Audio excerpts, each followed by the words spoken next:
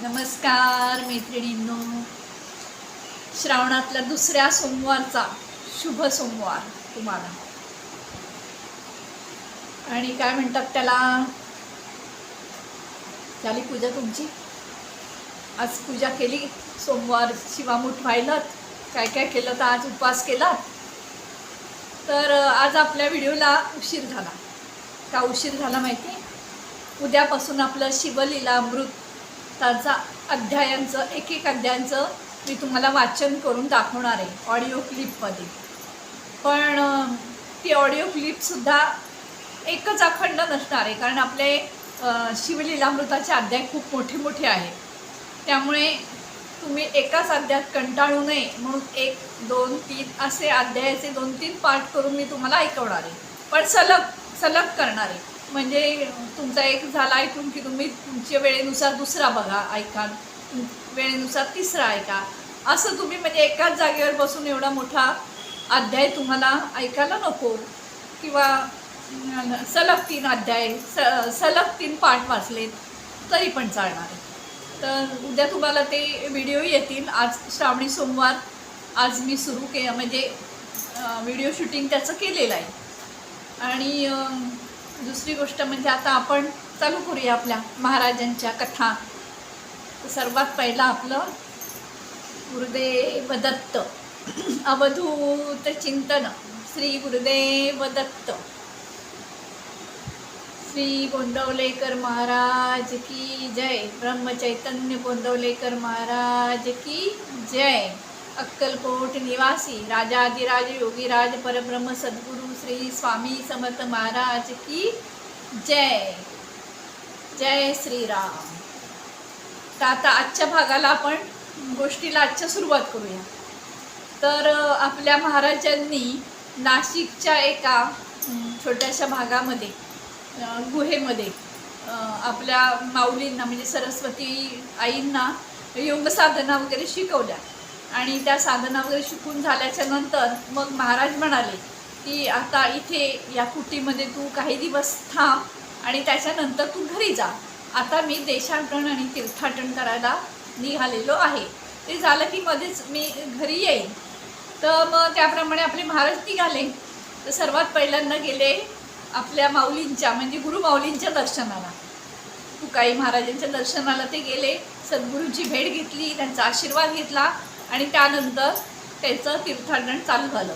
अयोध्या, काशी, रामेश्वर असं बरंच फिरत हिमाचलमध्ये गेले, केदारनाथला गेले, बद्री केदारला गेले. असे बरेच फिरत आपले महाराज इंदोरमध्ये आले. इंदोर ही त्यांची आवडती भूमी. इंदोर त्यांना खूप आवडायचं.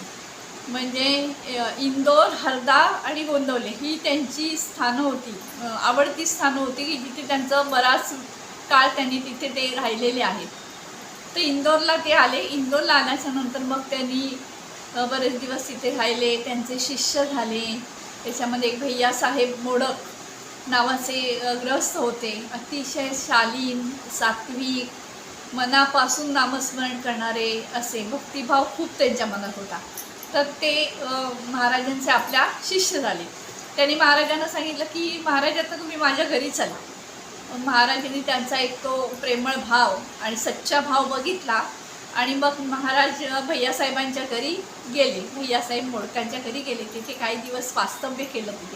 तिकडे त्यांना एक जिजीबाई नावाची स्त्री त्यांच्या दर्शनाला आली आणि ती म्हणाली की मला आता माझं जीवन सार्थक करायचं आहे.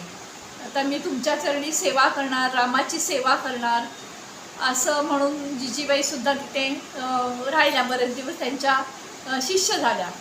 मग आपल्या काही दिवसांनी म्हणजे त्यांचा तो एक भाव बघून, शुद्ध भाव बघून आपल्या महाराजांनी गुरुदर्शन त्यांना केलं. तुकाराम महाराजांचं दर्शन जिजीबाईंना केलं. भैयासाहेबांना पण दर्शन केलं. असं त्यांचं चालू होतं. मग तिकडनं फिरत इथे जा तिथे जा असं त्यांचा तो प्रवास चालूच होता. त्याच्यामध्ये त्यांचा शिष्य संप्रदाय भरपूर जमला. महाराजांचा खूप शिष्य झाले त्यांचे.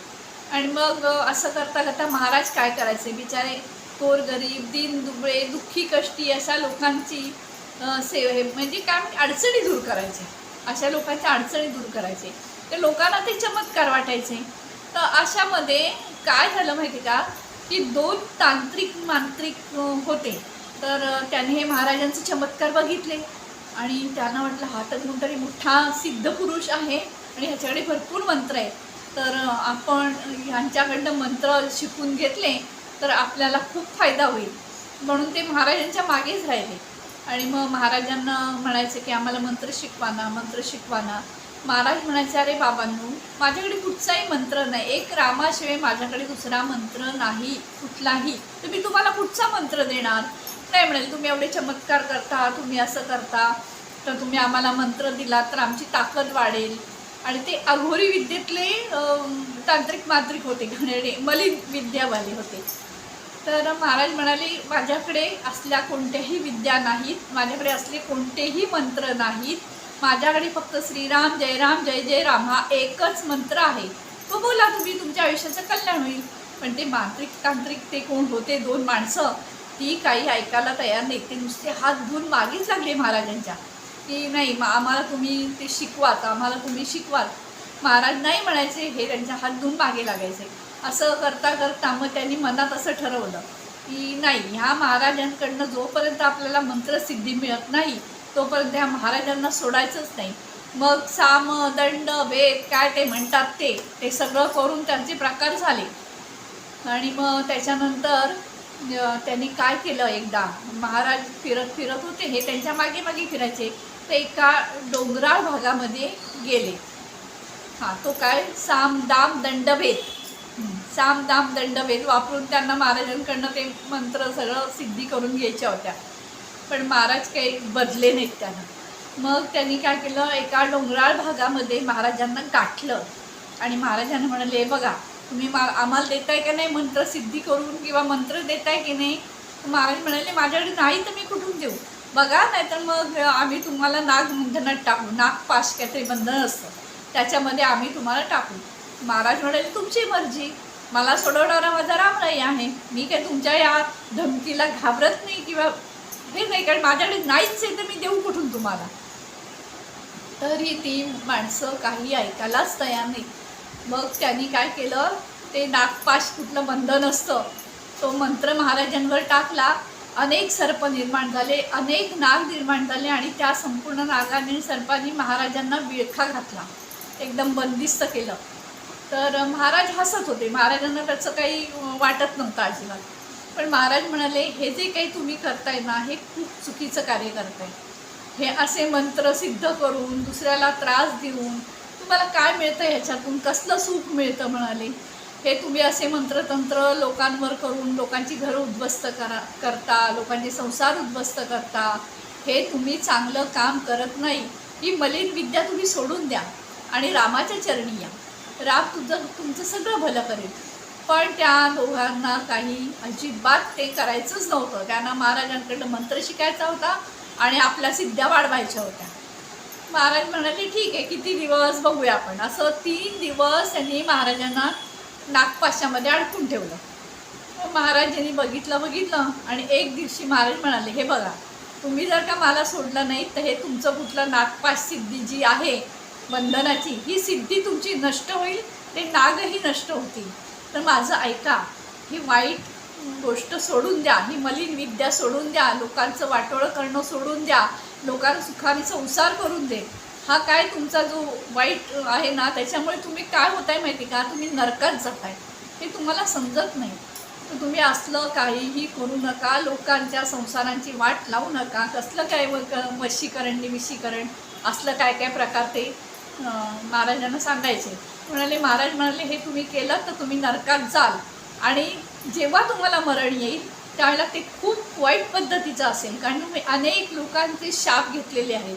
हे असलं काहीतरी मलिन विद्या करून तुम्ही खूप लोकांचे शाप घेतलेले आहेत आणि मग आता ते शाप तुम्हाला भोगायला लागतील आणि तुमचा मृत्यू चांगला येणार नाही. असं महाराजांनी त्याला परोपरीने सगळ्या गोष्टींनी पटवून सांगितलं की असं जाल, तुम्ही नरकात जाल, तुम्ही हे होईल. काहीही त्यांना फरक पडत नव्हता. ते अजिबात महाराजांचं ऐकायला तयार नव्हते. त्यांच्या मनात एकच, आम्हाला मंत्र द्या, आम्हाला मंत्र द्या. मग महाराजांनी काय केलं, हे ऐकत नाही म्हटल्यानंतर तिथे एका दरीमध्ये उडी घातली, मारली, आणि उडी मारल्याबरोबर ते सगळे नाग सर्प त्यांचे मरून गेले, चिंदड्या झाल्या त्यांच्या. त्यावेळेस त्या 2 मांत्रिकांना हे कळलं की हे महाराज काही कोणी साधेसुधे महाराज नाही आहेत, हे काहीतरी वेगळेच आहेत. त्यामुळे मग त्यांना त्या गोष्टीचा खूप पश्चाताप झाला, कारण त्यांना आता कळलं की असं आपण केल्यामुळे आपल्या सगळ्या ज्या काही सिद्ध्या आहेत त्या सगळ्या नष्ट होणार आहेत. म्हणून ते महाराजांच्या जवळ गेले. महाराजांना म्हणाले, आम्ही चुकलो, आम्हाला माफ करा, तुम्ही आम्हाला तुमच्या पायाशी ठेवा. महाराज आपले दयाळू. महाराज म्हणाले ठीक आहे. मग महाराजांनी आपला रामनामाचा उपदेश त्यांना केला आणि श्रीराम जय राम जय जय राम हा मंत्र त्यांना दिला आणि त्यांना सांगितलं की आता हा जप तुम्ही करायचा, तुमच्या आयुष्याचं खूप कल्याण होईल. अशा पद्धतीने महाराजांनी त्या 2 मांत्रिकांचं कल्याण केलं. म्हणजे त्यांनी एवढा महाराजांना त्रास देऊनसुद्धा महाराजांनी त्यांचं कल्याण केलं. ही आजची गोष्ट आपली गोंदवलेकर महाराजांची. आता उद्याच्या भागात बघू नवीन गोष्ट आपल्याला काय ऐकायला मिळते ती. तर आजचा भाग आपला इथेच. आणि आता उद्यापासून शिवलीलामृताचं जे काय मी अध्याय वाचणार आहे मराठी अनुवाद, तर रोज एक अध्याय वाचणार आहे, पण त्या अध्यायाचे 4 पार्ट असणार आहेत. तुम्हाला जसं जमेल तसं तुम्ही बघा. 1 पार्ट 2 पार्ट सलग 4 पार्ट जसं जमेल तसं तुम्हाला बघा.